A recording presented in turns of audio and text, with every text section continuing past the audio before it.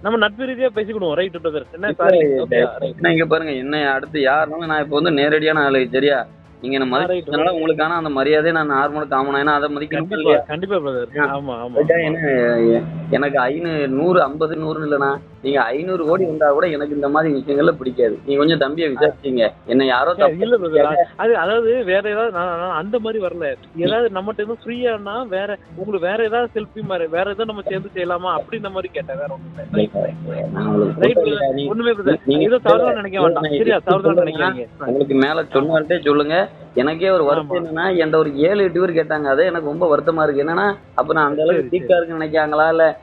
இல்ல பணம் கொடுத்தா ஜரணம் போயிருவான்னு நினைக்காங்களா? என்னன்னு தெரியல. நான் இதனால வரையும் இந்த இடத்துல பல விஷயத்த இழந்துதான் கிடக்கேன். ஆனா ஒரு காலமும் ரைட் பிரதர். துரோகமோ இல்ல யாருக்கோ துரோகமோ நான் செஞ்சதும் கிடையாது. எனக்கு வேணா எல்லாரும் செஞ்சிருக்காங்க. நான் இதனால சரி, சரி, இருக்கிற இயக்கத்துல உண்மையா இருப்பேன். Right brother. அப்படி பாத்துக்கணும் பிரதர். Thank you brother.